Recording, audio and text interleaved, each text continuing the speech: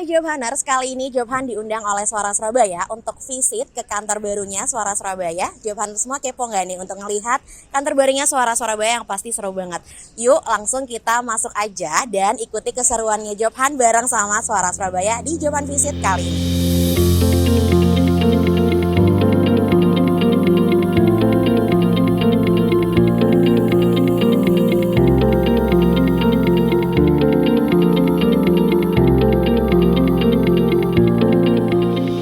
Surabaya alhamdulillah masih dipercaya sama masyarakat sampai sekarang. Dan ya kayak kalian tadi ngomong, kalau misalnya pengen tahu informasi apa kan larinya ke SS juga.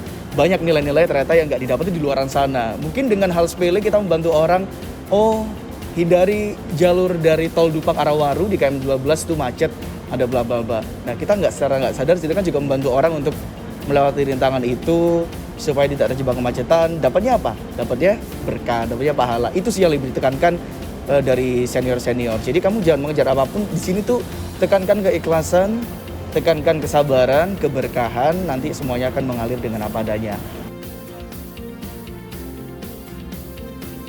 Kita kan punya tagline di SS ya, news, interaktif, solutif, dan yang paling ditambahkan adalah solutifnya. Itu goals kita yang paling utama, solutif untuk problem solving for anything, traffic, social, criminality, or anything. Kalau ini kan kayak apa ya mas, Gen X ya kebanyakan kan.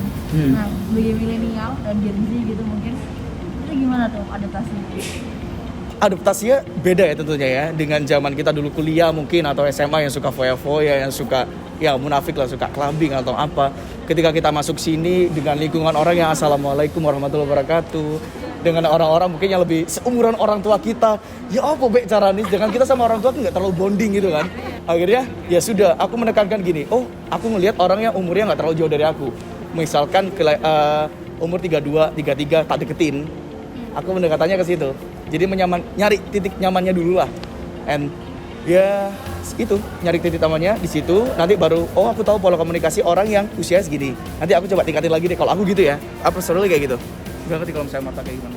Kalau aku sendiri waktu awal otomatis kayaknya angkatanku di sini paling muda ya. Banyak angkatanku mudanya. di sini paling muda. Teman-teman di sini bisa kayak yang ngajarin aku tuh 20 tahun lebih di sini.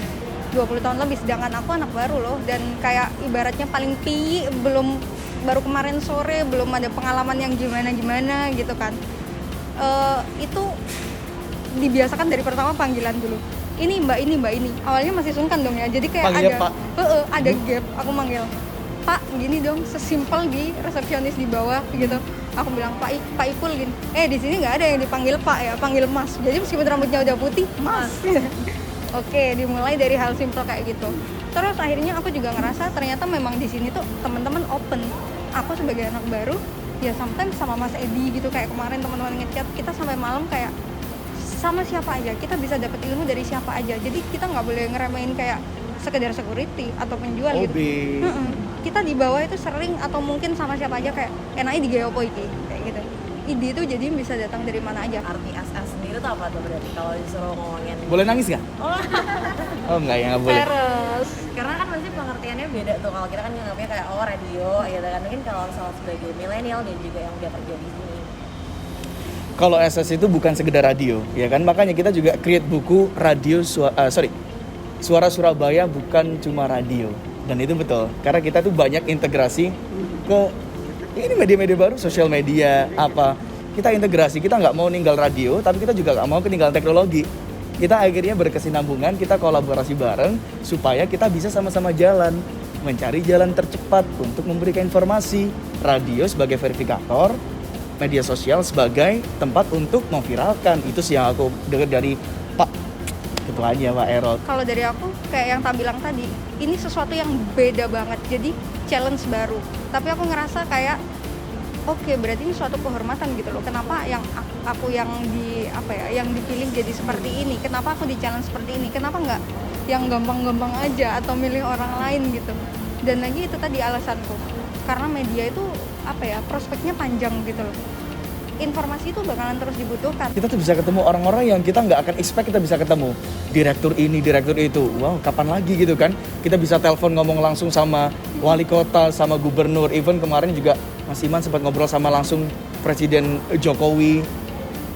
kita juga sambung sama teman-teman VOA. Jadi kita asik-asik gitu. Buat teman-teman milenial gini sih ya, kalau mau berkarir di media gitu, kira-kira mereka harus gimana? Jadi kalau mau berkarir di media, ya kan, jangan malas untuk membaca, itu yang paling penting. Jangan malas untuk mencari tahu, terus usahakan informasi, kuatin mentalnya, kuatin fisiknya, pokoknya kuatin segalanya, terus kreatif, jangan baperan, no hard feeling, kerja ya kerja, temenan ya temenan, profesional aja.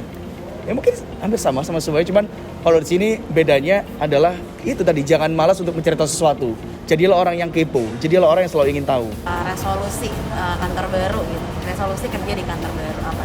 Jadi kalau misalnya resolusi di kantor baru, karena aku belum sampai setahun nih ya, aku berharapnya sih aku bisa saat ini workflowku itu aku terhubung untuk teman-teman yang produksi podcast. Konsepnya akan dibuat seperti apa. Kadang-kadang juga kalau teman-teman on air mau produksi video profile gitu, buat promo kemarin ya. Jadi kita meetingkan gitu. Kemudian aku menjadwalkan ininya, kira-kira ini kapan, hari apa. Kemudian pasca produksinya itu mau editingnya ini berapa lama, kemudian tayangnya berapa lama. Jadi lebih ke penjadwalan sama content plan.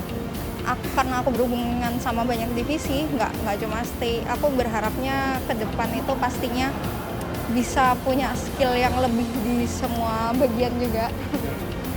Itu tadi pilihan kan, mau berkembang atau ya udah stay gitu, statis. Aku pengen bisa ngerti semua bagian. Resolusiku untuk pindah ke gedung baru mungkin lebih kreatif lagi dalam membangun topik ya, terutama itu yang paling susah dalam siaran sebenarnya, membangun topik. Itu tadi aku dibilang kita nggak ada yang nyiapin naskah gitu. Bangun topik itu susah loh, bagaimana kita membangun intimasi sama pendengar supaya dia bisa join sama percakapan kita, supaya dia bisa join dengan topik yang kita bikin, itu nggak gampang.